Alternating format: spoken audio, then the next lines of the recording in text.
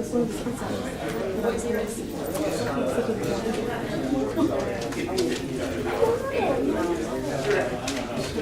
yeah. They do have mine? I had it when I was young, too. Usually the teen, I had it at 16. My kids, one kid had it at 19, one kid had it at, I don't know, 18 or 20, I don't know, like up in that.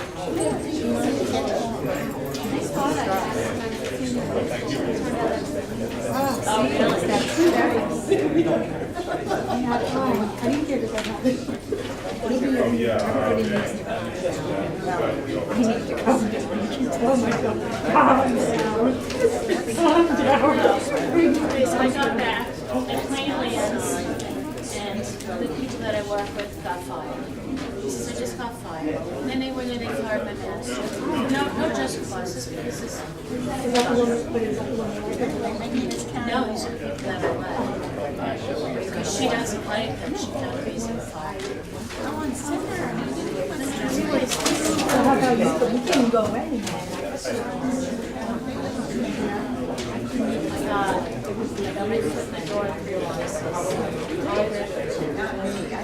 I did nothing against her. She has nothing against her. Really provide myself. She doesn't. I want to do more than I probably would. She says she has stuff on everything. And we reported her to HR, and HR is just like,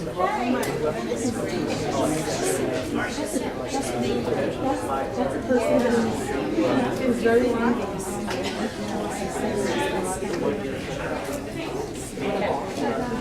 this is a doctor. It's a doctor. This is the doctor, the medical director. One day came in, she said somebody stole my $300. Somebody stole my wallet. Somebody took my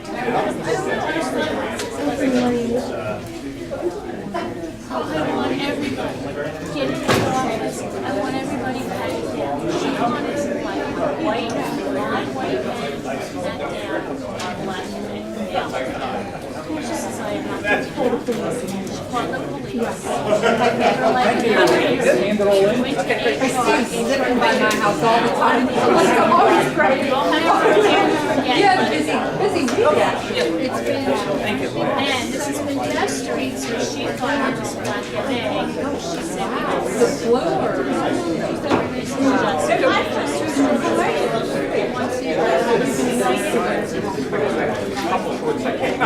I don't usually work with her, so I work with the different people, but the fact that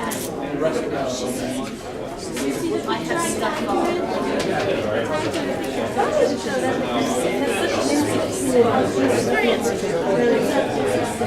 and then one or the other, or they'll come in, try to micromanage the office, especially the manager. She can write scathing emails to the medical director and not going directly to the office manager. I'm so glad.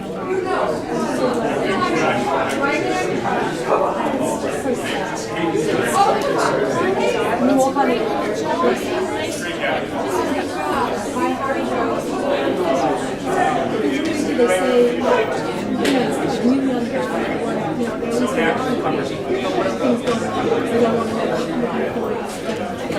She's jealous that people talk to each other. She's jealous that we can walk at lunch together. She's jealous that we go out for drinks together. It's all jealous. It's like all jealous.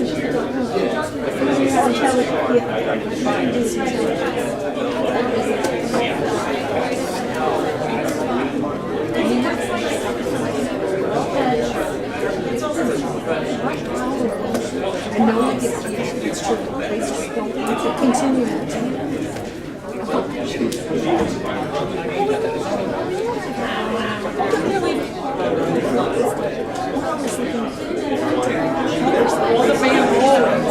To better myself. And I was living in it. I never claimed to it.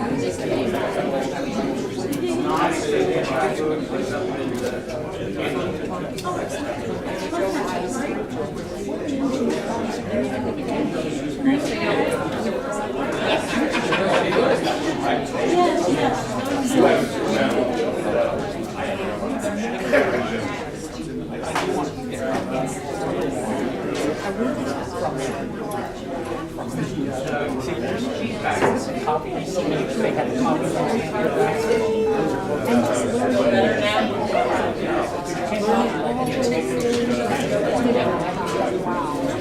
What do you for those spiritual things that we're discussing? And it's so true. I mean, there was a time when I was injured for a long time. And somebody did a little bit for like, years ago.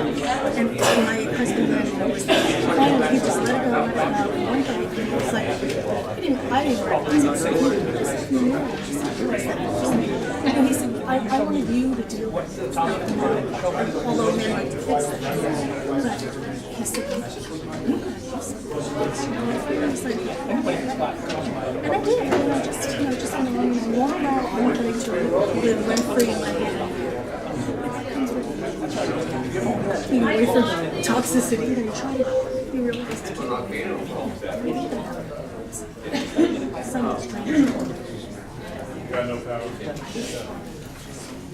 I'm sorry. You never say that. What? Well, it's like it's an event. And you get to that point, it's just not worth it. And people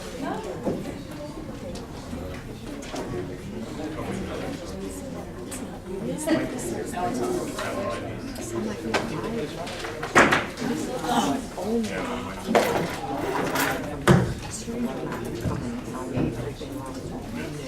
I have a sister which just all this. What the hell did you? It's the medication. Oh, I'm gonna. Yeah, I know that. I don't really, but I'm very agitated. That's what I want to say.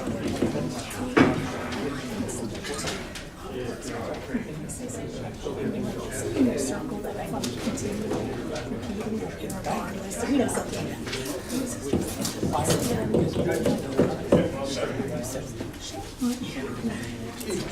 But I've always been to be crying. As long as it's in the record, concerning me.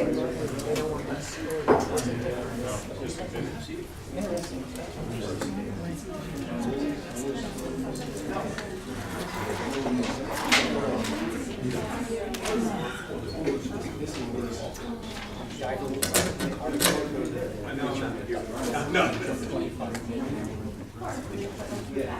These are not working.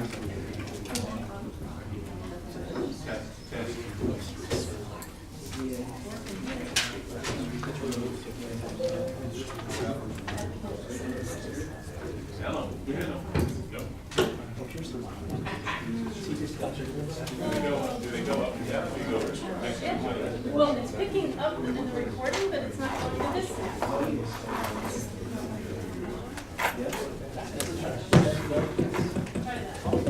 Jeannie, it is working. Jeannie, it is working.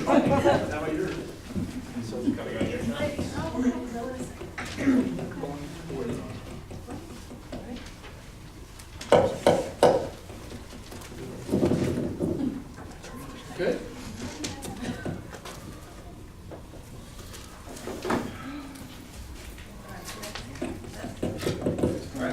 All right, our technical problems are solved, we hope. This is the February 21st, 2019 meeting of the Mayor and Council of the Borough of Oceanport. This is a call to order and the statement of compliance with the Open Public Meetings Act. This meeting complies with the Open Public Meetings Act by notification on January 9th, 2019 of this location, date, and time to the Asbury Park Press and the Link News, and by the posting of same on the municipal bulletin board and the borough website. Yes, everyone, please stand so we can see the flag. Pledge allegiance to the flag of the United States of America and to the republic for which it stands, one nation, under God, indivisible, with liberty and justice for all. Please remain standing for invocation. Well, it's so good to see everybody. I missed you last meeting, buddy. We needed you. This is why I'm here. So, let's pray. Dear Lord, we welcome your presence. Bless our governing body and the entire community of Oceanport with your presence, your peace, your wisdom, and your protection.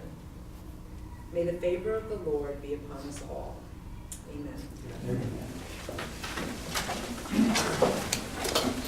Chief, you can have the roll call, please. Councilman Deeren. Here. Councilman Gallo. Councilman Irish. Councilman O'Brien. Councilman Proto. Here. Council President Stolen. Here. Mayor Collins. Here. The first thing we have is the most important item of the day. It's a recycling project by the Maple Place students, and I'd ask the students to please come up.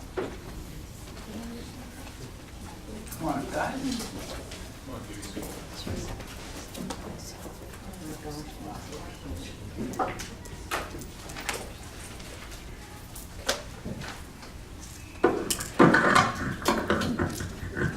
You got a recycling project, right? What are your names? Matthew, Conti, Marco Molina, Matteo Molina. Okay, you're going to present this to the council, correct? All right. You want to have them present to the council? Okay. Turn around, guys. You're going to face the audience. To the camera. Come over here. Come over here. Step back. Please talk to me first. Hi, my name is Marco. This is Matteo. This is Matthew. We all go to Maple Place School. We are here to present Trex Film Plastic Challenge. It is a 6-month challenge to collect plastic film. We are going to pass out these flyers at the end. Some reasons that we wanted to do this project was so then the oceans aren't filled with plastic and so any sea life can survive. Like this sea lion and this fish can't get choked by any plastic. Please help us save their homes. And we want to try and recycle newspaper sleeves, bread bags, and product wraps, etc. Another reason is so that any kind of animal, not just sea animals, birds that live in trees can get hit by a bag or anything else like in these pictures. This is Myrtle Avenue. This is Main Street. This is Myrtle Avenue. And this is Myrtle Avenue again. Can you tell them what's in the pictures? This is all plastic film, and this is just a plastic bag floating up in the tree. And the last reason is to try to help eliminate all trash as an ocean port. Not so fun facts about plastic. 90% of plastic polluting our oceans is just carried by 10 rivers. Plastic is killing more than 1.1 million seabirds and animals each year. The average time that a plastic bag is used for 12 minutes and takes about 1,000 years to decompose. Worldwide, about 2 million plastic bags are used every minute. Here's our plan. We already have approval at Maple Place School and Wolfville School to place the recycling bins. The Park and Recreation Committee have also agreed to help us collect plastic film during their events, such as Easter egg hunt and mini golf. Once the recycling bins are full, we will weigh them. Once we weigh the plastic film, it will be documented and sent to Trex. Every week, up to 2 times a week, we will drive to Acme and Little Silver to drop off the bags. This is a 6-month challenge. We hope to start in March and end in April. We hope to collect 900 pounds of bags each month to reach our 500-pound goal. If we reach our 500-pound goal, then we get a bench.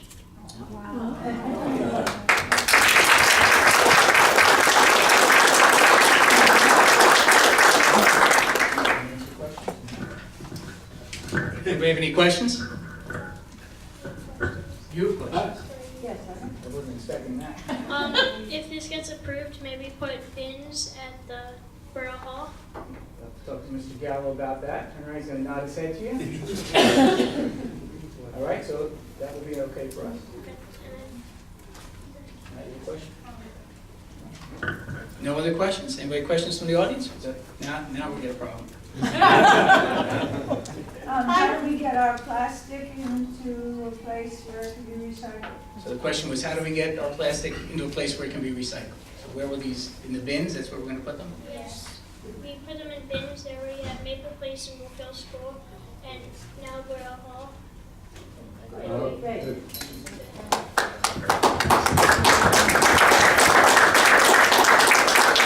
That's not for you, Mike. The plastic bins are gonna be inside the building. They have to be clean and dry, so that's why they're inside So the the building. plastic bins will be inside the building. All right, thank you, boys. Thank you very much. Thanks for coming. Thank you.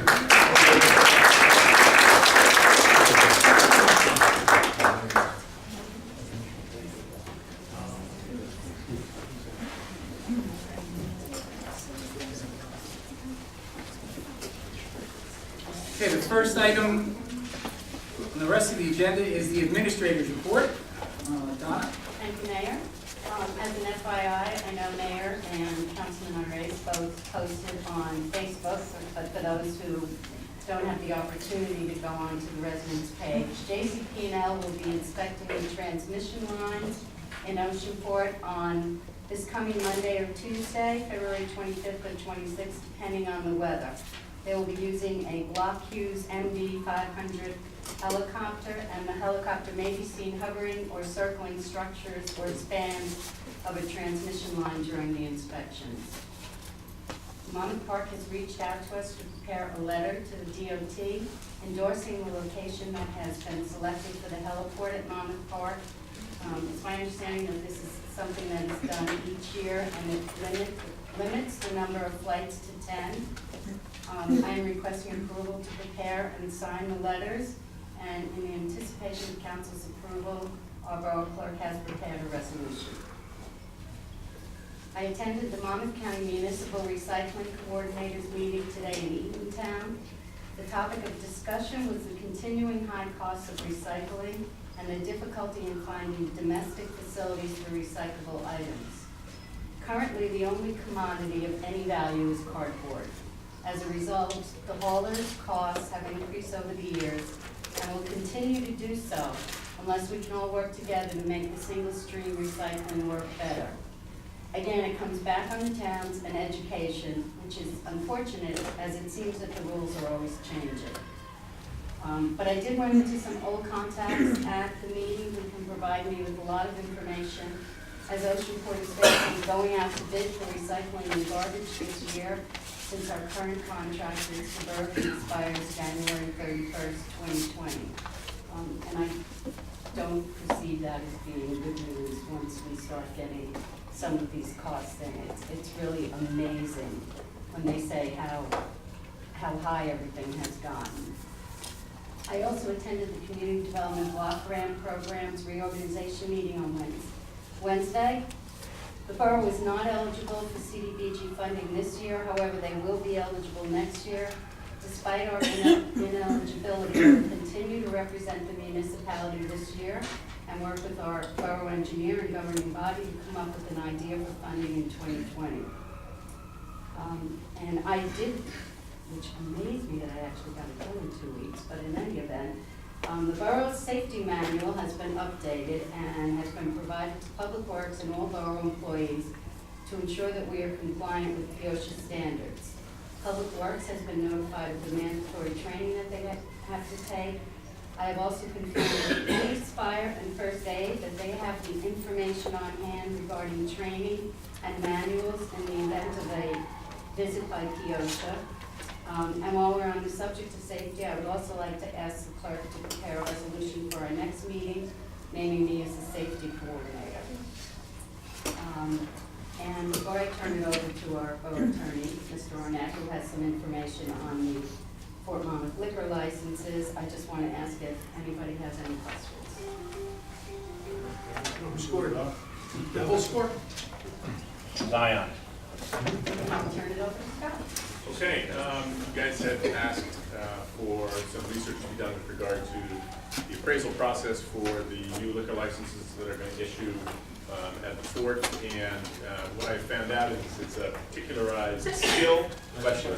We are aware of one entity of several, the names that we were provided that does that. The cost will be under the bid threshold. It's a professional services contract, so we can get a number of quotes and proceed in that fashion. My understanding is there may also be another purveyor. I don't know if the mayor heard back yet or not, but I heard back very late, almost early evening today regarding one, and I think there are a few others out there that we'll be able to solicit quotes from. So And it's between, what I was given was between 5,000 and 7,500, depending upon how far they have to look in order to get a good cross-section and determine what the value of the license is. No, we're looking at, it's really CPA firms that do this. It's essentially a business valuation process. So we're looking at some of the bigger firms to see if they can provide the service, because it should be something that they do as part of a business valuation analysis they do when businesses get sold. So I think we're going to have more than just this one.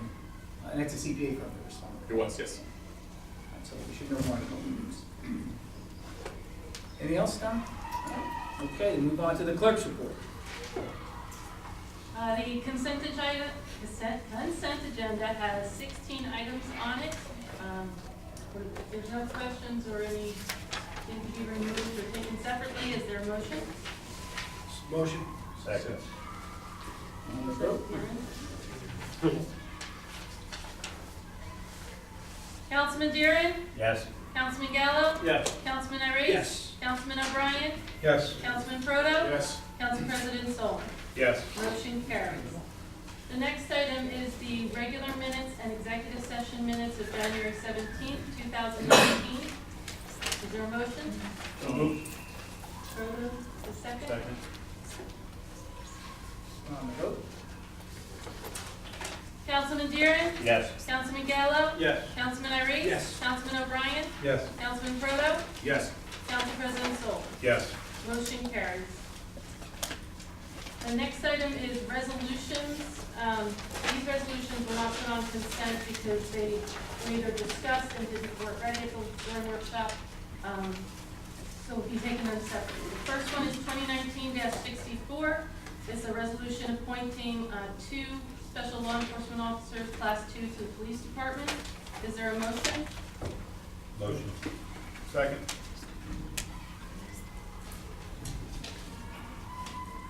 Councilman Gallo? Yes. Councilman Deeren? Yes. Councilman Iris? Yes. Councilman O'Brien? Yes. Councilman Proto? Yes. Council President Solon? Yes. Motion carries. Resolution 2019-65, appointing Catherine D. Laporta as qualified purchasing agent. Is there a motion? So moved. Iris, is there a second?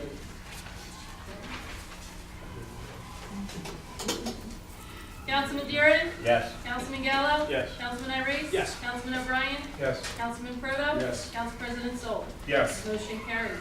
Congratulations, team. Resolution 2019-66. This is, Donna had brought up at this workshop meeting, the renewal of Shrewsbury's courtroom services for the next year. Is there a motion? So moved. Second. Councilman Deeren? Yes. Councilman Gallo? Yes. Councilman Iris? Yes. Councilman O'Brien? Yes. Councilman Proto? Yes. Council President Solon? Yes. Motion carries. Resolution 2019-67, adopting the borough's bylaws for calendar year 2019. Is there a motion? So moved. Second. Councilman Deeren? Yes. Councilman Gallo? Yes. Councilman Iris? Yes. Councilman O'Brien? Yes. Councilman Proto? Yes. Council President Solon? Yes. Motion carries. Resolution 2019-68, authorizing a change order number 1 to the Goldstein Partnership Contract. Was there a motion? So moved. Solon? Second. Council- Discussion, do you have a brief discussion on this? Sure. Thank you. Just to refresh everyone's memory, we spoke about this in detail 2 meetings ago. I spoke about it in detail regarding the information regarding the development of the new borough hall that came to light in the last couple of months since the planning committee took the lead on this. If this resolution authorizes an increase to the architect of $87,500 for additional fees, which were performed during the tenure of our previous administrator and changes that were made since his departure. This is a bitter pill to swallow. We tried negotiating with the architect he did drop his demand down $15,000. We pushed for several weeks, but the decision to authorize this additional money is basically being done because we can no longer afford any delays with the New Borough Hall project. So we have to swallow this along with the wasted monies on the rec center that will no longer exist. And, you know, it's with reluctance that I am voting in favor of this, but this project needs to proceed and we need to get into our new home. I agree with everything Councilman Proto said. This is a direct correlation to the lack of information provided to this municipal council from our previous business administrator. It is costing the taxpayers of this town now $87,500 that we did not need to spend, because now we're making changes and are getting the final plan. It is a bitter pill to swallow. It's worse than a bitter pill to swallow. It's a $87,000 pill for this town to swallow.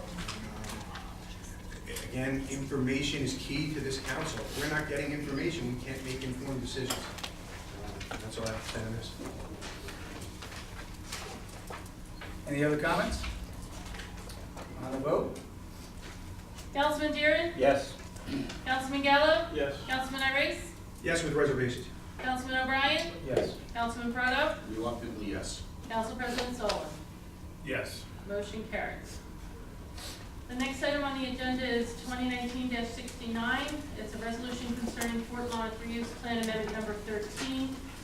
Since the agenda went out, we did receive, I think, 3 or 4 more additional comments from the public.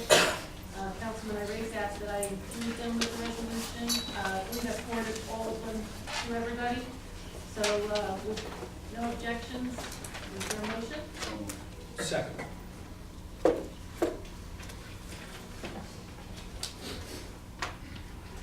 Councilman Deeren? Yes. Councilman Gallo? Yes. Councilman Iris? Yes. Councilman O'Brien? Yes. Councilman Proto? Yes. Council President Solon? Yes. Motion carries. Next, we move to the first reading of ordinances. The first one we have is an introduction of amendments to the property maintenance ordinance. Thank you, Mr. Mayor. I'd like to call for the introduction of the amendment to the property maintenance ordinance. Jeannie, would you please read the proposed ordinance by title only? An ordinance of the Borough of Oceanport, County of Monmouth, and State of New Jersey, amending Chapter 295 of the Code of the Borough of Oceanport, entitled Property Maintenance, passed and approved on October 3rd, 2013, as last revised and passed on August 20th, 2015. I'd like to make a motion to approve this ordinance on first reading and to hold a public hearing on the proposed ordinance at the council meeting of March 21st, 2019, and to advertise same in accordance with law. Second. On the vote? Councilman Deeren? Yes. Councilman Gallo? Yes. Councilman Iris? Yes. Councilman O'Brien? Yes. Councilman Proto? Yes. Council President Solon? Yes. Motion carries.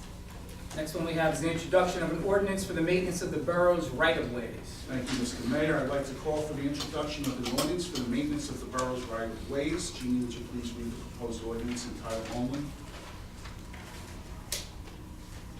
An ordinance amending Chapter 331, Streets and Sidewalks, and Chapter 331, Trees of the Code of the Borough of Oceanport, County of Monmouth, State of New Jersey, for the maintenance of right-of-ways. I'd like to make a motion to approve this ordinance on first reading and to hold a public hearing on the proposed ordinance at the council meeting of March 21st, 2019, and to advertise same in accordance with law. Second. On the vote? Councilman Deeren? Yes. Councilman Gallo? Yes. Councilman Iris? Yes. Councilman O'Brien? Yes. Councilman Proto? Yes. Council President Solon? Yes. Motion carries. And the last item on for introduction is an ordinance to dissolve the Environmental Commission and create an Environmental Advisory Committee. Thank you, Mr. Mayor. I'd like to call for the introduction of an ordinance creating an environmental advisory committee. Jeannie, would you please read the proposed ordinance by title only? An ordinance of the Borough of Oceanport, County of Monmouth, State of New Jersey, amending Chapter 29, Article 4, and repealing 250-13 of the Code of the Borough of Oceanport, dissolving the Borough of Oceanport Environmental Commission, and creating an Environmental Advisory Committee of the Borough of Oceanport. I'd like to make a motion to approve this ordinance on first reading and to hold a public hearing on the proposed ordinance at the council meeting of March 21st, 2019, and to advertise same in accordance with law. Second. On the vote? Councilman Deeren? Yes. Councilman Gallo? Yes. Councilman Iris? Yes. Councilman O'Brien? Yes. Councilman Proto? Yes. Council President Sol. Yes. Motion carries. Next, we have the item that's on for a public hearing, the second reading of public hearing of an ordinance, and this is number 995, the second reading and public hearing of an ordinance to authorize a financial agreement in lieu of taxes for 274-278 East Main Street. Thank you, Mr. Mayor. Jeannie, please read the affidavit of publication of the proposed ordinance by title only. This item was published one time in the Link News on January 24th, 2019. An ordinance of the Borough of Oceanport to approve the tax exemption and authorize the execution of a financial agreement between the Borough of Oceanport and Oceanport Urban Renewal Preservation LP.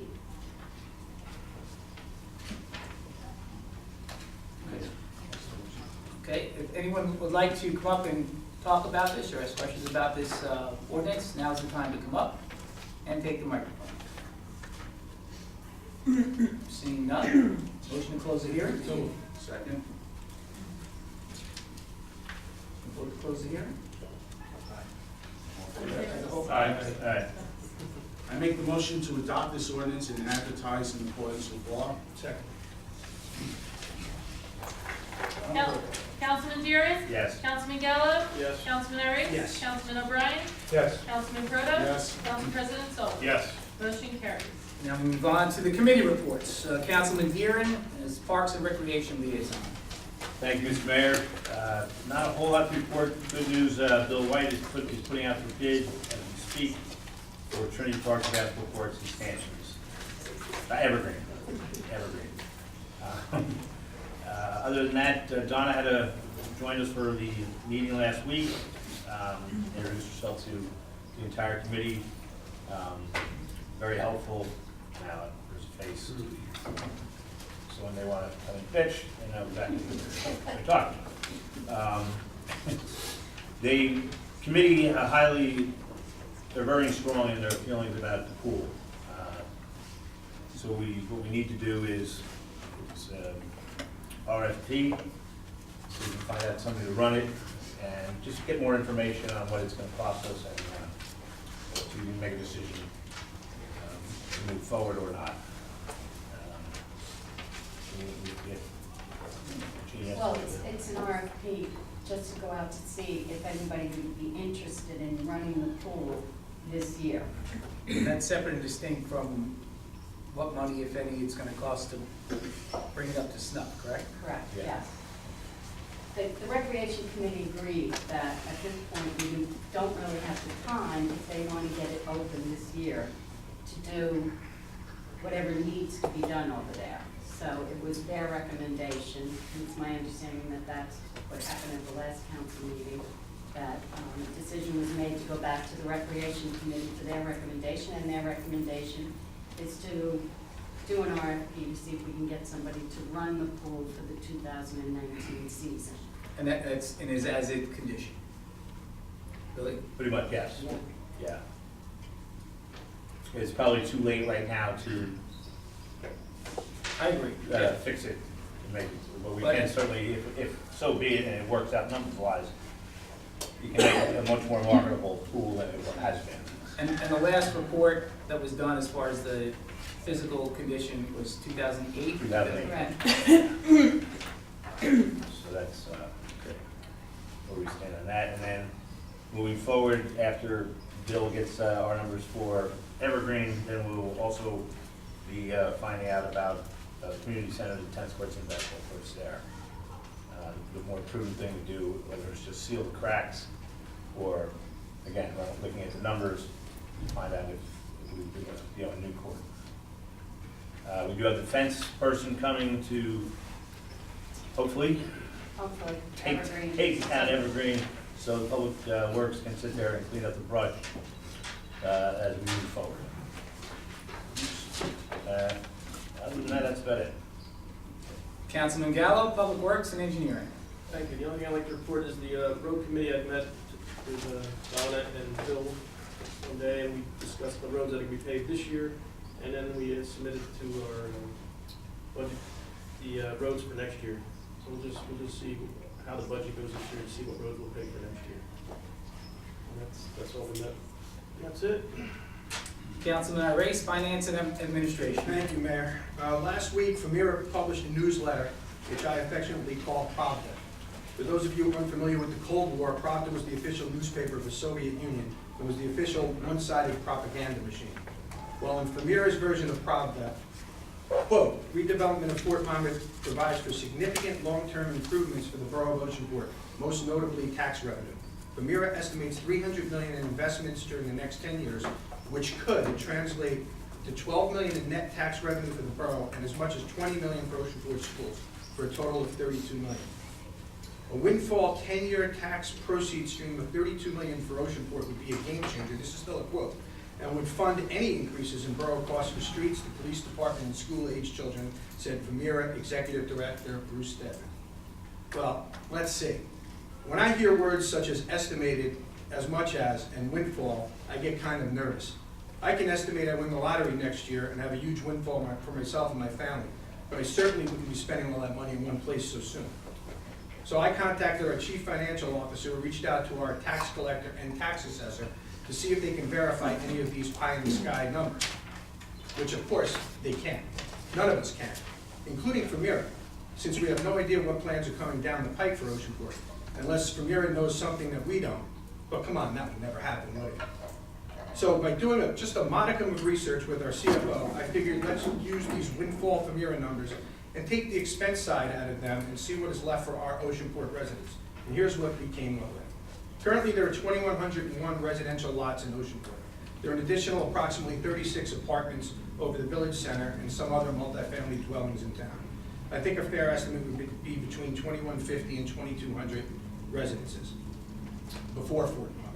That said, if we are anticipating simply the 720 new homes in the Oceanport section of the port, the number of residential units in town would increase 33%.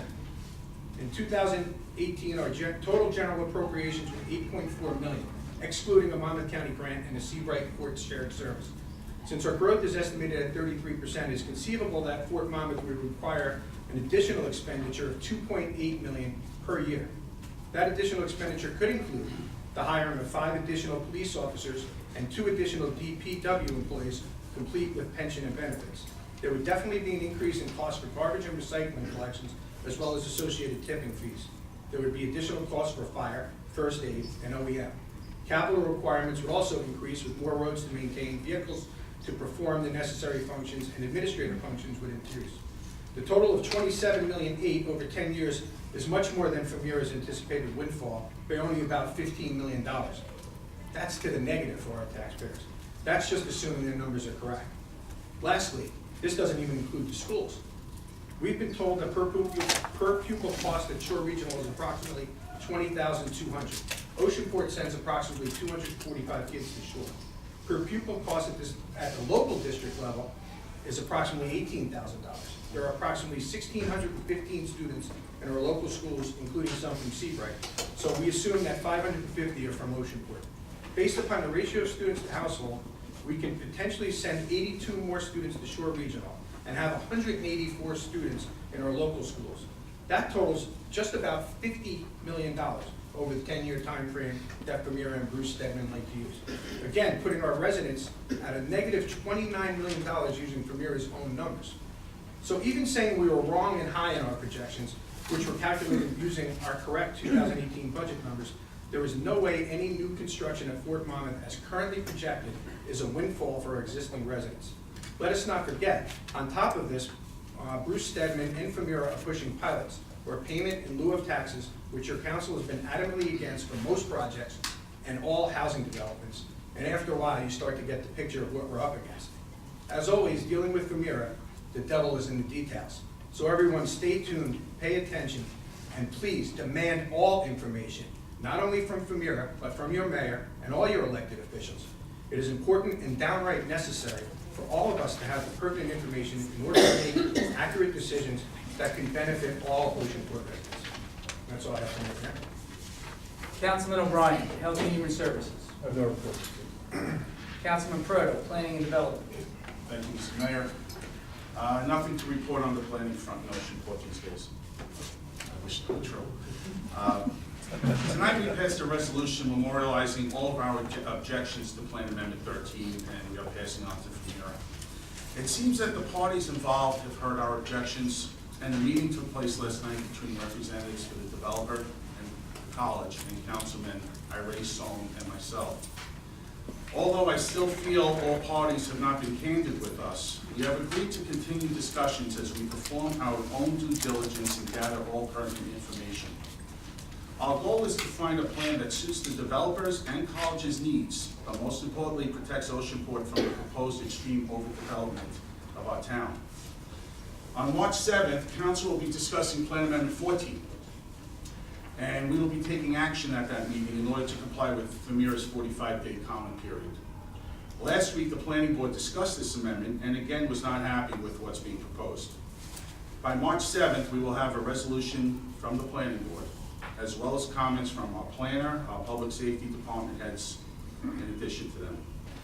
Please attend that meeting. I think it's important that everyone's voices be heard. I think it's important we send a message to FEMIRA that Oceanport is committed to fighting back against the overdevelopment of our town. Some of the highlights of Plan Amendment 14 I will mention briefly. As I said, we'll discuss it in greater detail at our March 7th workshop meeting. Plan Amendment 14 calls for 148 market rate for sale townhouses and 37 affordable rental apartments. It calls for a height of 44 feet for the proposed townhouses versus our zoning height restriction of 35 feet. Calls for 3 stories of living space versus our zoning of 2.5 stories, which comprises only 2 stories of living space. Increases the density from an allowable 8 units per townhome to 11 units. There are virtually 0 setbacks, whereas anywhere from 10 up to 30 feet of both front, side, front, and rear. There is insufficient parking for these units. They don't even pretend to put enough parking in there. And which a very disturbing aspect is they plan to cluster and segregate all of the affordable units into 2 existing buildings over at the parcel.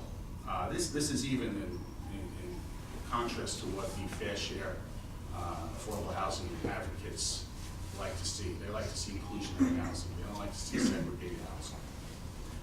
As I said, this will be discussed in much greater detail on March 7th, but is yet another example of Bruce Stedman having absolutely no respect for our local zoning laws.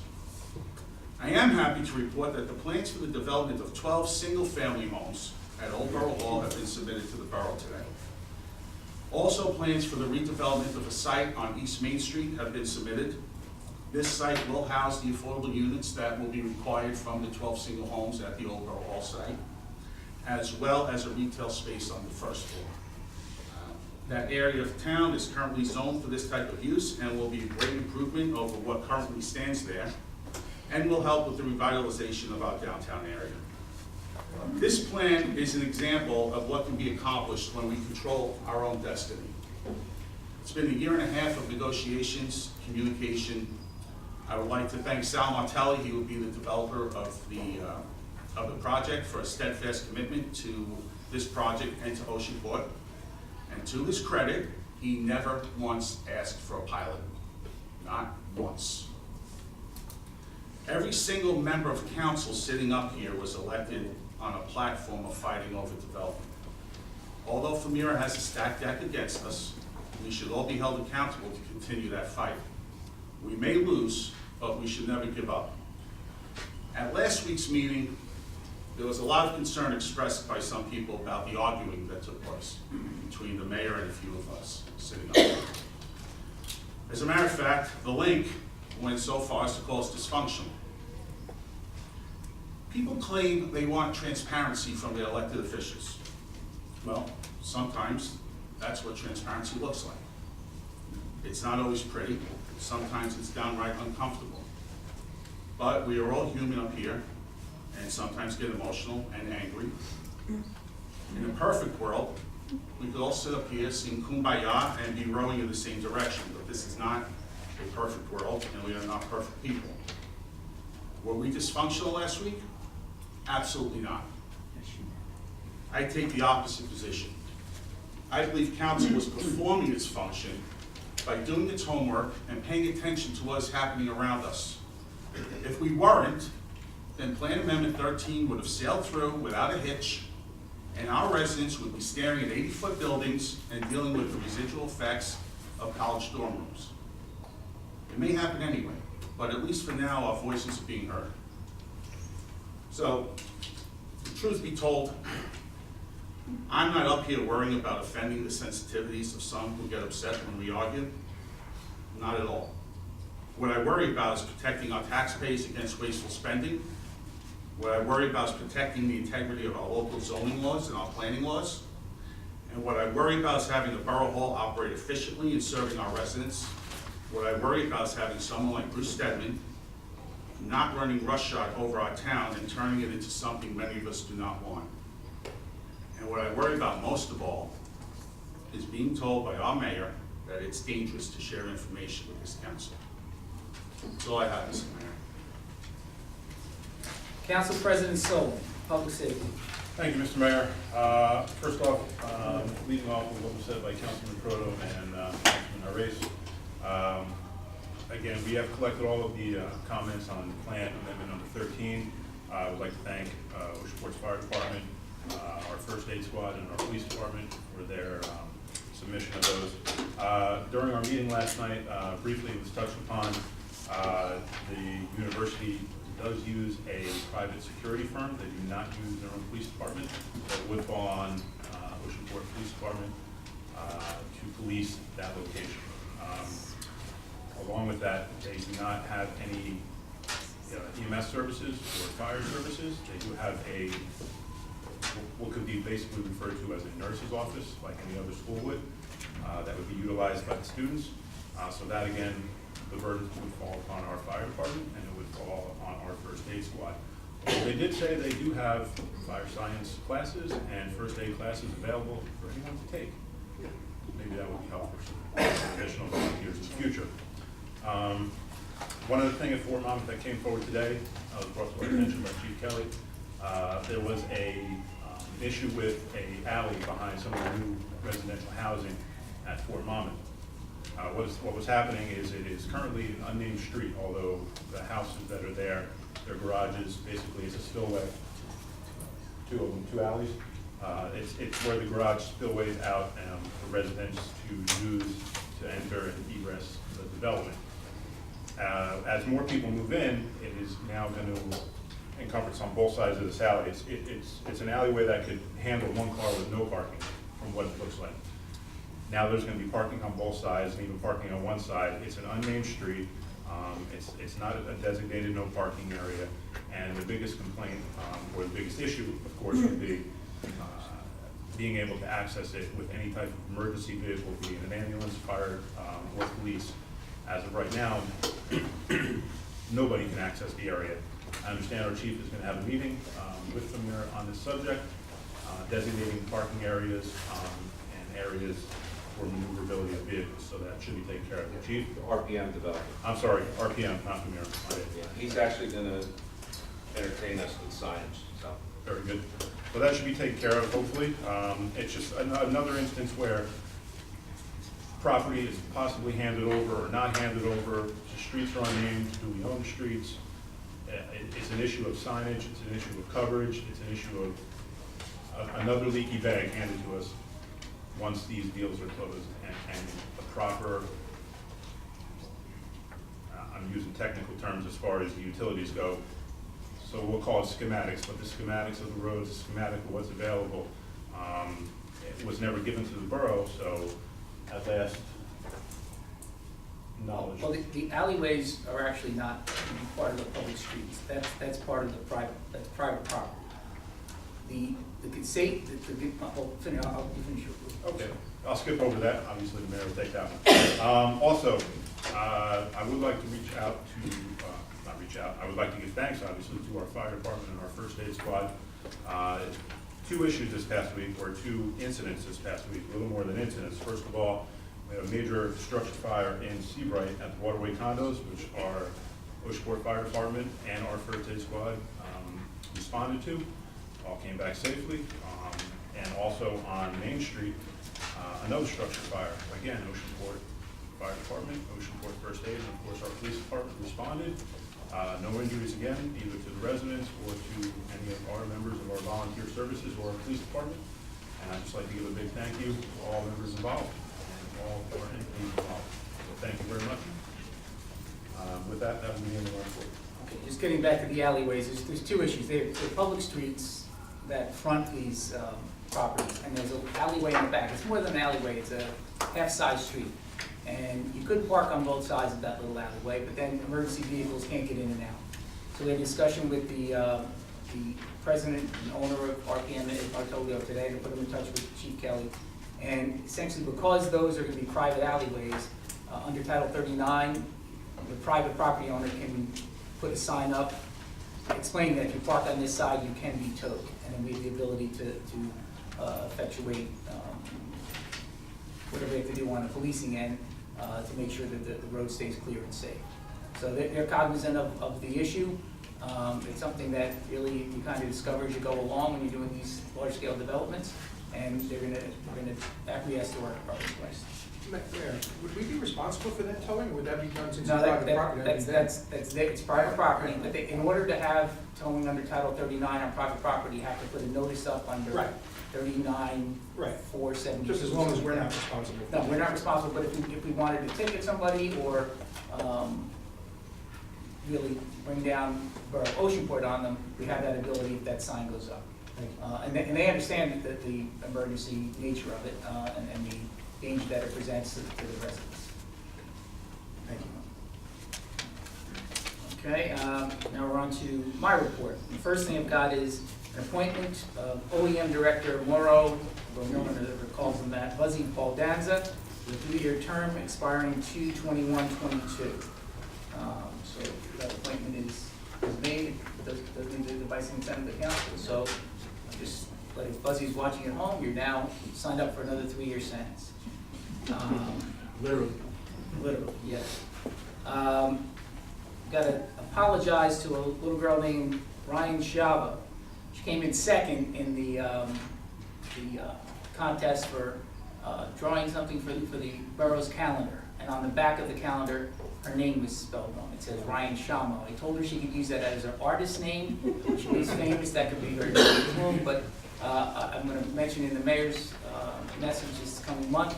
I just wanted to apologize that happened. I just think a misspelling on the part of whoever typed it in. But she was very troubled with that. She was a second grader. She was very excited. And when she saw that it was spelled incorrectly, she was upset.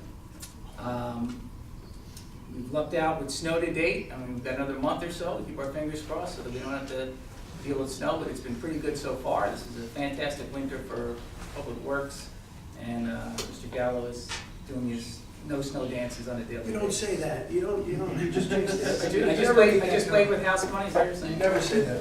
All right.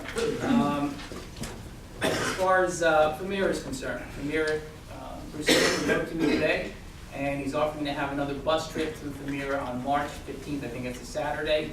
I'll get more details about that so people can take a trip around the fort and see what is and what is hoped to happen over there over the next decade or so. There's been a lot of changes in there in the last 4 years, and I'm not sure that people really understand the size and scope of the project. So the bus trip, I think we did, Joe, was that 3 years ago? Just about, yeah. Yeah, I think it was probably 2016 and it was cold. So hopefully the weather will be a little bit better this time. Maybe do another one in April when it absolutely gets better. As far as the process at Premier, the process worked. There's a referral to the Borough of Oceanport, and we did what we're supposed to do. The Planning Board, the Emergency Services, our planning expert, all prepared responses to what they perceive to be problems with the presented plan. It's going to happen for number 13 and number 14. Every time there's an amendment, and we're up to number 14, I don't know how many were in Oceanport, it comes to our planning board and to our experts for comment. That's the time that we have the ability to exert our control. And again, I said it last meeting, it's been 3 years now, they really haven't done anything untoward to the Borough of Oceanport, anything we objected to. If that starts to happen, that's the time that we should go over there with 300 people and complain. As it stands now, there's a dialogue between the borough and the school, and more importantly, the committee in the school and the developer. And there will be a dialogue, I'm sure, with the Somerset developers. It's a lodging district. When it comes time to comment and follow up on amendment number 14. So I think the process worked. Having said that, I am done with talking, and I'm going to get home early for a change, I would hope. But we do have the all-important petitions. Before we do petitions, we're going to sing, dance. No? Donna had asked for authorization to sign the Monmouth Park letter, so we had a resolution in your folders that needs action. You want me to read it in full? Sorry? You want me to read it in full? It doesn't. Okay, you want me to read it? Whereas the New Jersey Department of Transportation Division of Aviation has oversight over the Monmouth Park Racetrack heliport located in the parking lot on the southwest corner of the intersection of Porterpeck Avenue and Oceanport Avenue. And whereas Monmouth Park Racetrack is required to obtain an annual license granting authorizations for the use of the heliport. And whereas the heliport site was selected and made subject to various conditions by then Commissioner Haley in a letter dated July 31st, 1998, which are as follows. 1, operation is restricted to the hours between official sunrise and sunset. Operations are to be conducted under VFR conditions. Anyone know what VFR conditions are? No. Okay, but they are to be conducted, yeah. Mr. Visual Tom Cox. flight rules. Visual flight rules, of course. Send that man a turkey. Adequate policing shall be furnished to keep the public at a safe distance from the landing area. And number 3, no more than 10 flights will be utilized at this location on an annual basis. If the traffic increases beyond 10 flights per year, the endorsement will be withdrawn and the borough will seek the appropriate relief. Now therefore be resolved by the Mayor and Council of the Borough of Oceanport that the Borough Administrator is hereby authorized to provide endorsement of the continued use of the heliport site, subject to the conditions stipulated and agreed to by the representatives of Monmouth Park Racetrack. Do I have a motion? So. And a second? On the vote. Councilman Deeren? Yes. Councilman Gallo? Yes. Councilman Irish? Yes. Councilman O'Brien? Yes. Councilman Proto? Yes. Council President Solon? Yes. Motion carries. We also had Councilman Deeren request to do an RFP for the pool. Unfortunately, that also needs action. There was a resolution in the packets. In order to do an RFP, the purchasing agent needs authorization from the governing body. So that would also need to be read into the record. That reads as follows. It's a resolution of the Borough of Oceanport authorizing the use of competitive contracting for operation and management concession of the Oceanport Pool. Whereas the Borough of Oceanport requires that a new contract be awarded for the operation and management concession of the Oceanport Pool. And whereas the enacted 1999 amendments, Public Law 1999, Chapter 440 to the Local Contracts Laws, NJSA 40A:11-1 at sequential, what's that, Tom? They don't know what that is. Requires the governing body to pass a resolution authorizing the use of competitive contracting for a concession in lieu of public bidding for this item. And whereas it is the combined recommendation of the purchasing agent and the borough administrator to use the competitive contracting method in the procurement of specialized goods and services such as this concession, now therefore be it resolved by the Borough Council of the Borough of Oceanport, Monmouth County, New Jersey, that the purchasing agent and borough administrator are authorized to use competitive contracting for the above mentioned concession. A motion? Motion. Second? On the vote. Councilman Deeren? Yes. Councilman Gallo? Yes. Councilman Irish? Yes. Councilman O'Brien? Yes. Councilman Proto? Yes. Councilman Solon? Yes. Motion carries. Thank you, Mayor. And now we move on to petitions from the public. Anyone want to take the microphone, come up and talk? What do you want? I'll be quick. Take the microphone, give your name and address. Tom Cox, 18 Hunters Run, on the Environmental Commission and Water Watch. I guess first I wanted to say I don't see a big deal between a commission and a committee. But as somebody up here said, the devil is in the detail. So it all depends on what the new regulation says. And is that available? Yes. It's now available. As soon as it was introduced, it's available. Where do I find it? You can get it from Jeannie. Okay. Thank you. So I'm not sure there's a big difference, depending on what's in the ordinance. On the other hand, I looked into what it takes to uphold to fulfill the sunshine regulations, and that's not much either. You know, it costs $6 a month, roughly, to put it in the newspapers. And I was ready to do that myself until the heads on the committee said, no, you shouldn't do that. The borough should do that. I'm not sure if that's true or not. I'm willing to do it myself, and Well, you can do an annual notice and you wouldn't have to have. yeah, exactly. Yeah, some towns have done an annual notice, but you can do it monthly too. An annual notice would cost $25 to put it in 2 papers. So it's not really a big deal. But why wouldn't we do that instead? That's my question. That's all.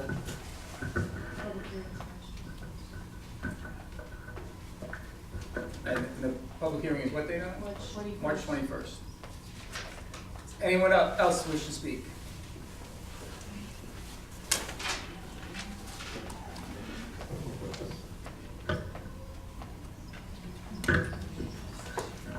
My name is Beth Watkins. I'm sorry. Yeah, if you Yeah, send get me your feedback, feedback. 42 Elizabeth Drive.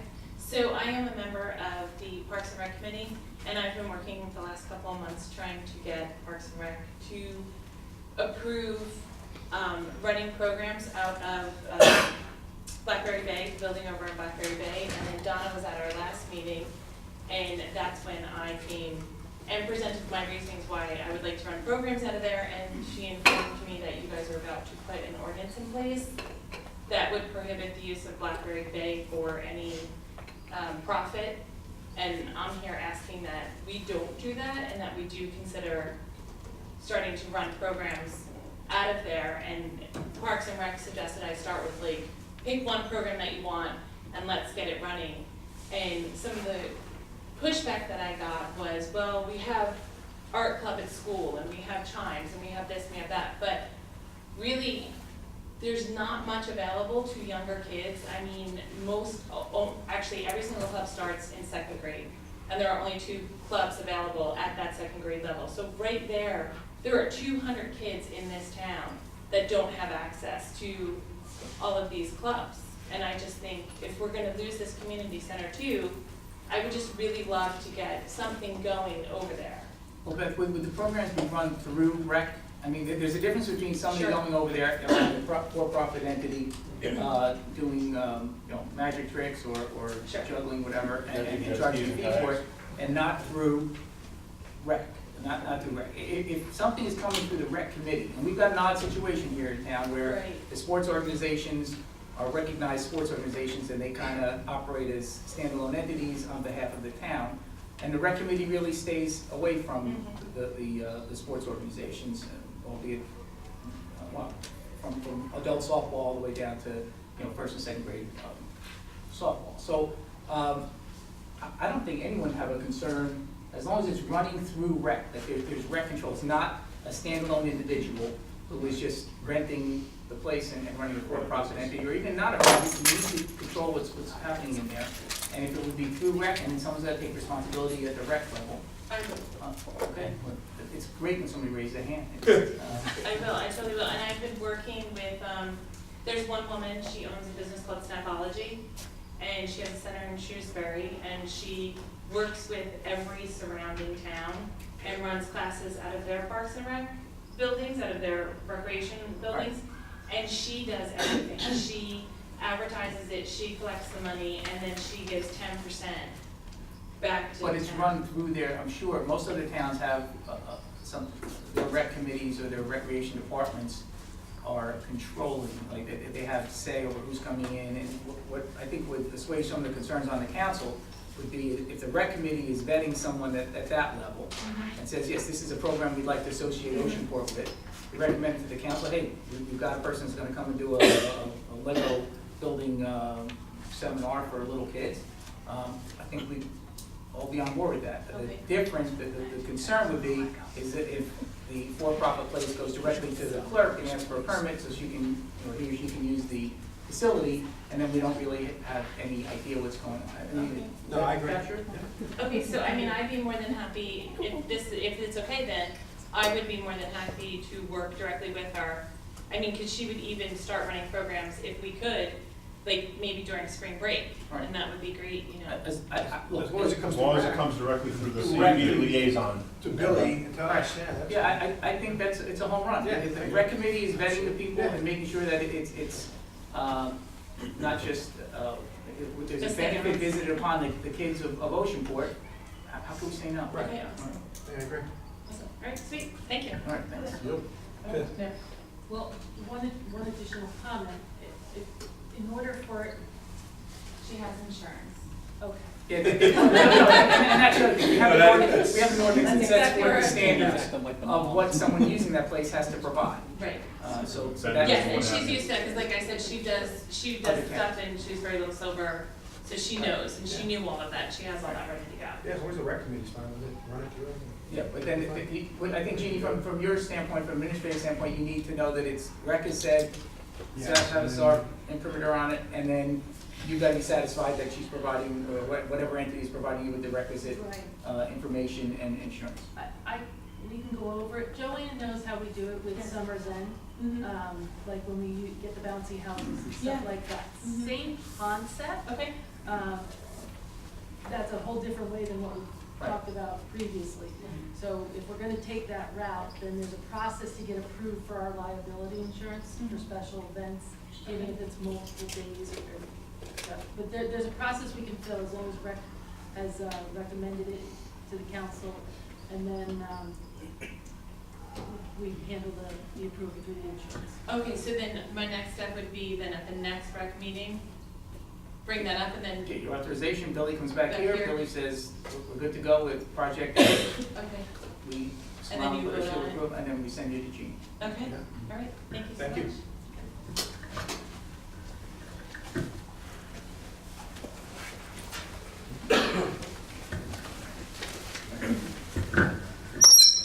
Wait, so, but you,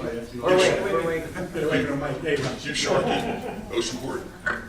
With regard to the $87,000 additional for the architecture, was that paid, or the expenses incurred in 2018, or is this future work that he's gonna bill us for?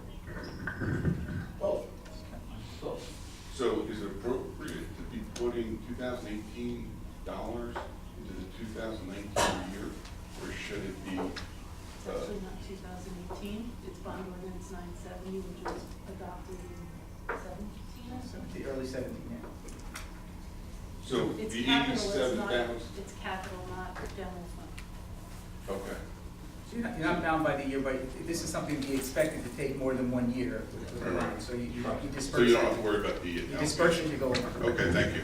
And then I just want to understand the approval process, how it got away that we weren't aware of what this architect was working on. So when he's submitting his monthly invoices, yes, they come into the borough by mail, he signs a certification saying he did the work, and then it goes to, who opens the mail?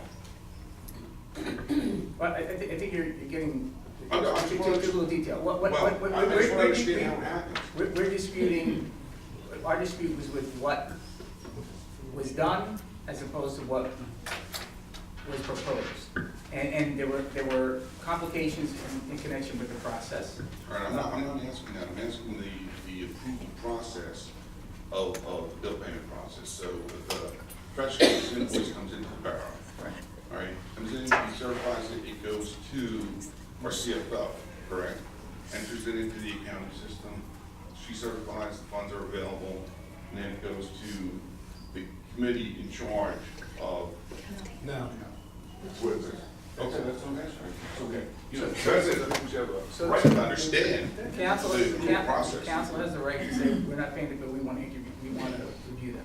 And they did. But what committee would be overseeing the architect, is I guess what I'm going at, you know, the committee members who oversee the architect's invoices, are they looking at what he's doing? And those invoices, what I would expect, are detailed, and so if you're reviewing them. You'd expect wrong, yes. They're not detailed. Okay. But they will be, they will be going Starting forward. now. But they weren't detailed. I don't think they were detailed. Not according to that. No, they're not detailed. Okay, so Past. So the Brooks Business Administrator get involved in this whole process. So he's dealing with the architect. They're doing this additional work, without the rest of the council's knowledge, and the business administrator is signing off on those vouchers as well? Not signing off on them, no. I'm just trying to find out what the paper trail of who's signing off and who's responsible for overseeing that process. That's $87,000 that a year went by, no one knew what was going on. How did it happen? You gotta get to an answer of how it happened before you can fix it. So I'm trying to figure out how it happened. The calculation on that 87 is 65 post and 25 free? No? Oh, yeah, no, what you're saying is correct. Yes. Right, so there were changes made to what the original plan was. Because we're knocking down the recreation building because we're way over budget on So it. you're getting to a point that I'm not even asking right now. I'm asking who oversees doing the process of this guy's work product. Someone has to be monitoring it. I'm asking who's monitoring it. The VA through October was the main contact with overseeing the. All right, so it's broken, and you can blame the business administrator for not keeping council informed, but that's not where it should end. He should not be able to get away with doing that without another check and balance in place. And that check and balance is the finance committee, the CFO, you have a borough clerk making preparing a bill resolution, so you have multiple people all looking to make sure one guy can't run rampant. That's my point. So it's broken down somewhere. Let's find out where. Well, in this case, the way I understand it, he's billing quarterly, correct? As we're doing it monthly? Percentage of the job. So he's billing us monthly on a percentage of the project. So the bill will say $10,000 for work done for X percent.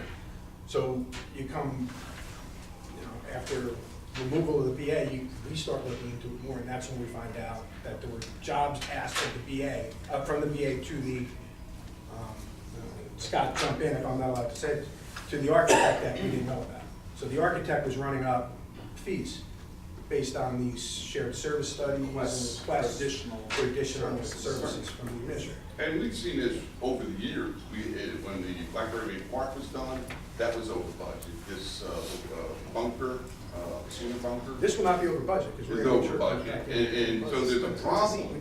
You mean the bunker at Blackberry Bay? Yeah, Right, okay. right. Isn't that over budget too?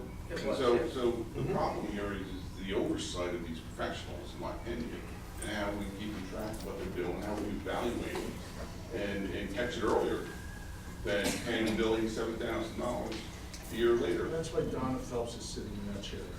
So there is oversight. Okay. All right, so now, I hope you can memorialize or document of how that oversight's gonna happen, so that these guys keep informed of it. Donna's been keeping everybody in the loop, and every committee chair and There's a the checks and mayor's balances getting in Borough Hall. Now, Now, okay, all right, good. Now, the second question is, with the flow of information that comes into the borough, if it's a complaint, if it's an executive session type of issue that is brought, mailed in, emailed, or whatever, it would go to the borough clerk, who's responsible for collection and control of all important documents in the borough, or where is the flow? So if You're talking about a complaint through the system? Yeah. Through the complaint. Some people make a complaint directly to me, and I send it off to Donna, Jeannie, and Katie. And that's my CC point. the committee chair. You see, so how does the rest of the council get that information? Well, you have to be cognizant of Open Public Records Act and Open Public Meetings Act violations. So if something comes in that needs to be disseminated to everybody, it'll go through the clerk, who then sends an email to all of us and says, please don't reply all, because then we have a potential Open Public Meetings Act violation.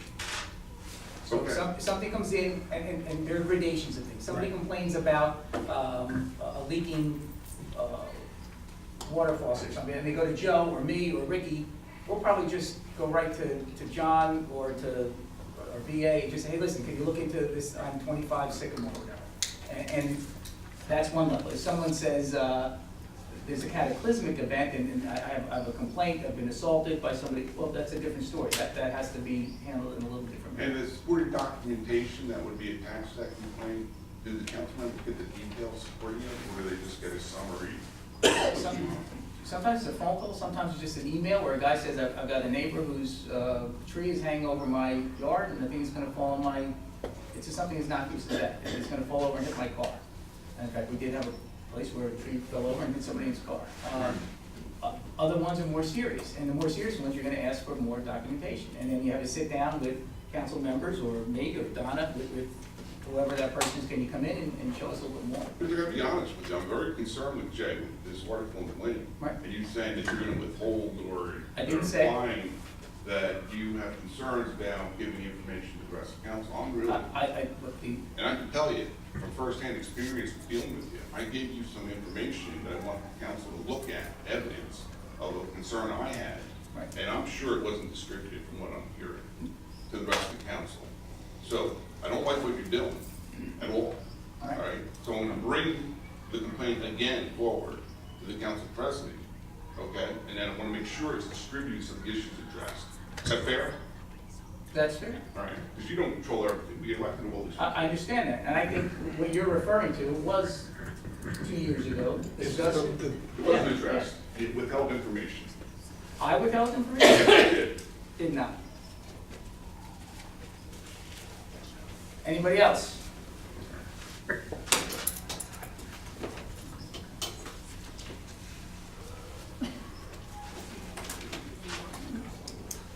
Mark Patterson, 40 Itasca Place. Along with the resolution of shutting down the recycling center, and I brought this up before, but I'll bring it up again, I'm sure Jean might have answers, I might not, but I'm going to ask it. In the end of the resolution, it said that we were going to use a grant from the county, purchase cans to be given out to the residents. Can we speak to an update on that? Donna, do you have an update?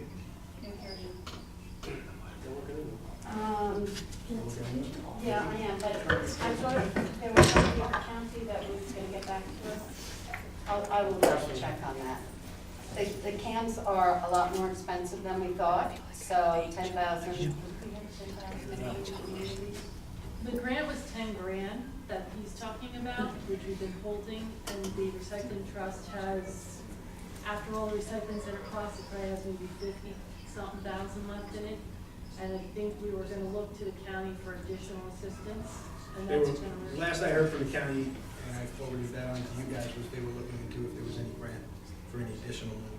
I just don't know why it might have been included in the resolution if this wasn't indeed a plan. No, it's a plan. It's a plan that we have to investigate.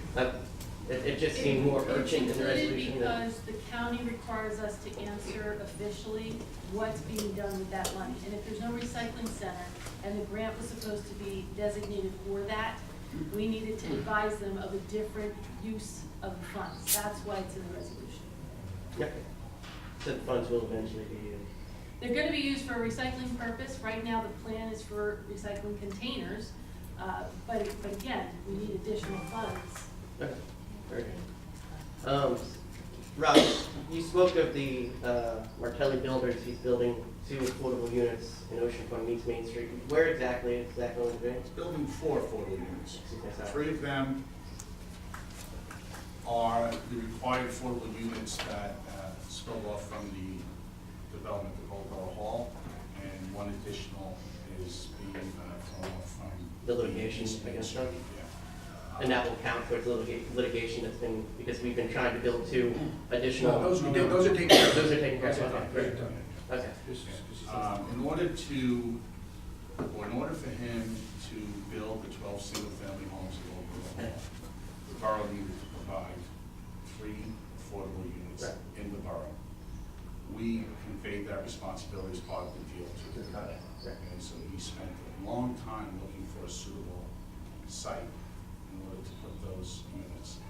The site he came upon is across the street from the post office. It's The old state. Can I say this? Next to the childcare center. Yes. Now the residents, I'm sorry? were the residents over there informed? Like, I just. Well, they will be. We just Okay. got the plans today. Okay. This is the first time I've announced the specifics of it, because we just got the plans. So there will be, plans have submitted to the borough, they will be in front of the planning board, they will need a use variance, they will need other variances. The plan, as I understand it, calls for a retail component on the first floor with 8 apartments, 4 of them being affordable. that is zoned for that type of construction over there. What's there now is an abomination. I don't think there's any argument there. So this is, this is as good as it gets for us. Very good.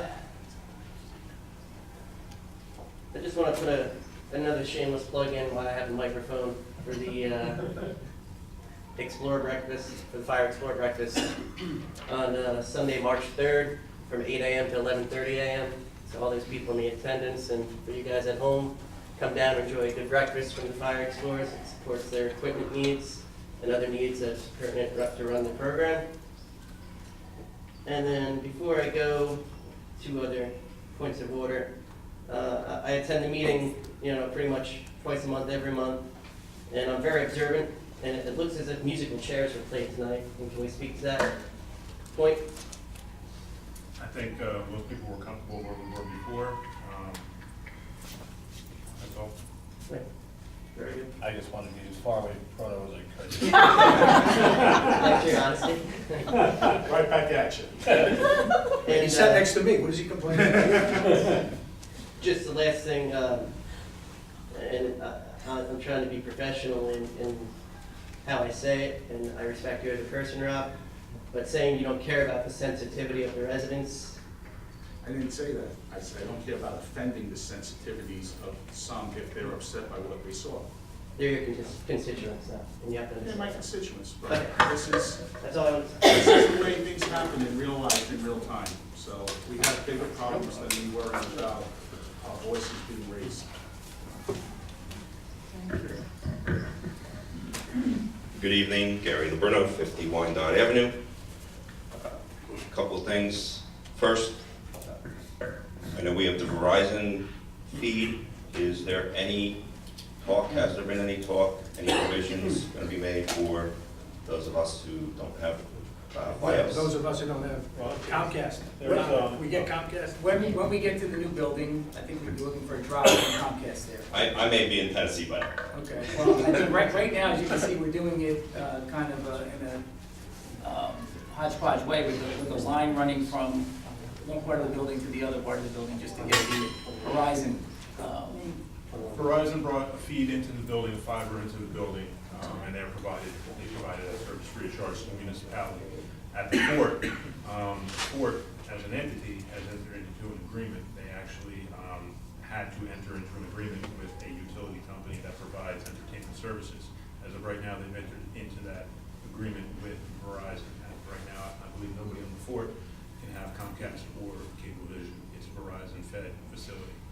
And our Borough Hall is going to be within that facility. There may be a way around it. I'm not sure right now, but as of right now, since we will be within the confines of the Fort, it is a Verizon facility. But I have Comcast, so I have the same boat you have. We're in negotiation now, as far as I know, starting negotiation with Comcast. I was going to say, we did our contract with them 2 years ago. The license agreement is coming up. It's just coming up. So that could be part of that. Yes. We're asking for it. I mean, we need it. I mean, most of the town has Comcast. Okay. Second question with regard to the pool. Do we know how many, or can you divulge, how many RFPs did we get when the Y took over? None.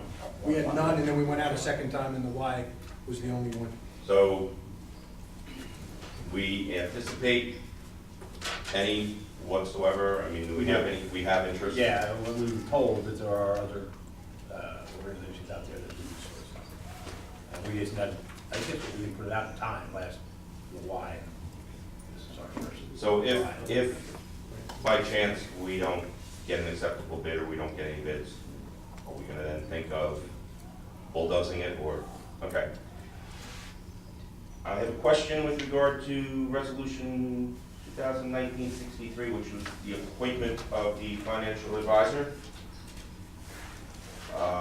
On the resolution where it says services to be provided are professional nature and not anticipated to exceed $17,500. Is that in total based on their fees in their memorandum, or is that independent of the fees in their memorandum? the total number. I believe they came in with the same, that was the number we paid them last year. Don, am I correct with that, Acacia? And that's what they're coming in as again? All right, only because when I read through their agreement, and forgive me for not being as up on this as I should be, the minimum fee for a bond transaction is $8,500 with a maximum of $15,000. I don't know what our bonds usually go out at. No transaction fees are $5,000 per fee. And then on the next page, there are hourly rates for consultation. There's also financing, complex financing transactions and annual Yeah, disclosure fees. we don't have a lot of that. So that 17.5 should encompass. Will encompass everything. That's, it lasts and will again this year. You can hold me to that one. I'll make sure it's nothing like that. It can't be more than 75, we don't have the authority. Well, I know in some RFPs, there's some fees that are considered outside, It's correct? not an RFP. It's just a resolution. The RFP is only needed if it goes over 17.5. So the public contracts law says that if it's a professional service, less than 17.5, we don't need a resolution or an RFP or a bidding process. But in order to officially recognize the appointment and the contract, council wants to be involved in all of those decisions. So that's why there's a resolution on it. It's not anticipated to go above 17.5, which is what we have to put in there. We don't use all of the services in her proposal, so we know that the ones that we are going to provide are going to fall within the $500 to $7,500 range that she's advising, which is what we paid the last 2 years, I believe. Okay. Thank you for the clarification on that. My next question is with regard to the bylaws. First question I have is, I read through it. There is an article, Article 6, with regard to the borough administrator. Is there, or does there not need to be an article with regard to the assistant borough administrator, or is that position that was? That's gone. It's gone, Yeah, okay. we have not filled that position. And then my second question on that is Article 8, Agenda, Section 4. The council by majority vote may adopt at any meeting a time limitation of public comment in terms of time limit for each member of the public and an hour at which the public comment will be terminated. Correct. What, besides somebody long-winded like myself, what would... Sorry, time's up. But the norm in the state of New Jersey is a 5-minute. There are a lot of towns that have a time limit of 2 minutes. You're allowed to regulate the public comment section. For the most part, they don't, because once you set a 5-minute limit, you got to live with the 5-minute limit. If we had an instance where 600 people show up at a meeting, we realize we're going to have 30 people come up, we might at that point say, okay, look, for tonight's meeting, we're going to have a 5-minute limit or a 3-minute limit, or even if you're repeating something, if it's determined that you're not bringing new information to the table, we'd ask you to step down, rather than. So. Hey, Gary, we wrestled with this one. I didn't want to put it in there at all, and I kind of deferred to the majority. I wanted to leave it open-ended, because we never had that, never stopped anybody from talking to them. And I can understand it. I've been at meetings where some people repeat themselves right, over so and that's over, why, and at some point. The problem is, once you apply it, Yeah. so that would be more in the realm of, there's 200 people here, 300 people, and they're all coming to talk. Look, folks, we're not going to get out here until 2 o'clock in the morning if everybody talks. So we're going to limit it to 3 minutes tonight, and then if there's any time left over, come on back up a second. Yeah. Okay. It applies to the council also. I count that. Well, what about the mayor? I didn't see that in the bylaws. My last thing is, with regard to the budget, do we have an anticipation when the budget? It's in the hands of the auditor right now to look at certain things. We're up against this appropriations cap, so the auditor is looking at that right now. When it comes back to us, we will have further information, but I believe that went out, and Katie's not here, but I believe that went out on the 14th or the 15th, so we should have an answer back shortly. So Okay. we should be able to explain something at the next workshop meeting. Great, thank you. Anybody else want to take the microphone?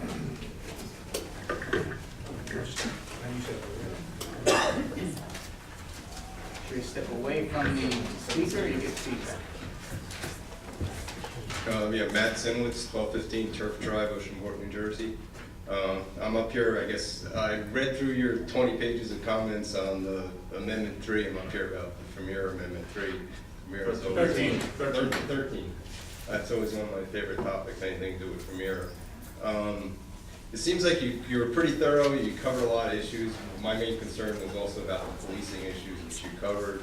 If they don't have their own police department, you're gonna have 700 residents. Two things that weren't covered in your whole thorough document. I didn't see anything about noise abatement.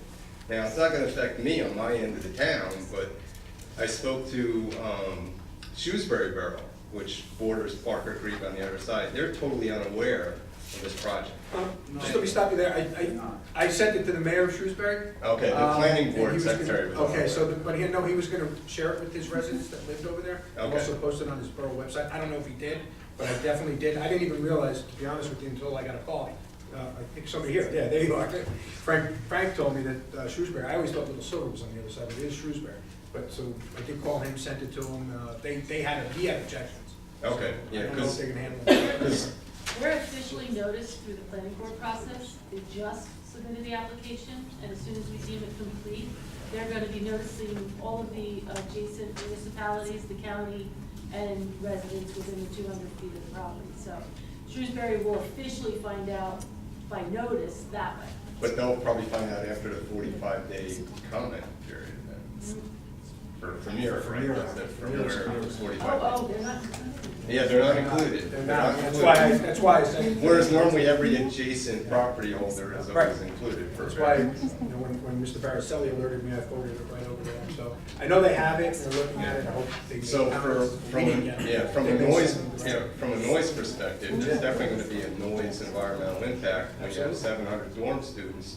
Plus, you're gonna have a large theater facility, probably holding events on the weekends, a 6-story building and parking garage. Whereas prior occupants, even when Fort Monmouth was in full force, that area was office laboratories, and after 5:30 at night, it was basically a quiet zone. It was like a hospital quiet zone, and nothing on the weekends. All discussions that have taken place. So that was not addressed, at least in your documents. And the second thing is also, and it goes back to my big issue, and I brought it up with Bruce Stedman several years ago, is the job replacement. There's no job replacement. You're gonna put classrooms in, you're gonna have a couple adjunct faculty, you're gonna have a couple full-time faculty. You're not replacing any of the jobs that occupy that 75,000 square foot building and the other 75,000 square foot of outlying buildings. And the third one that is a close cousin of that is job replacement, because we're still trying to shop the McAfee building.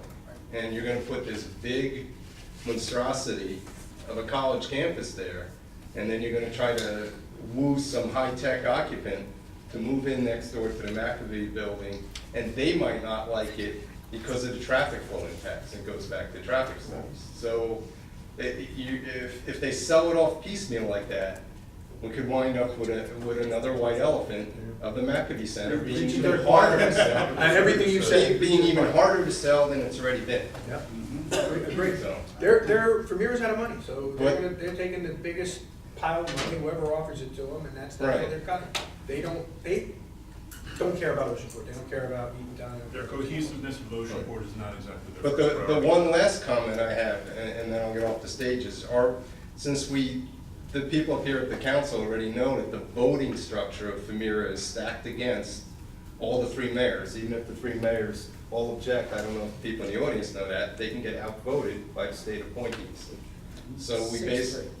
6-3. 6-3, okay. So it's stacked against us.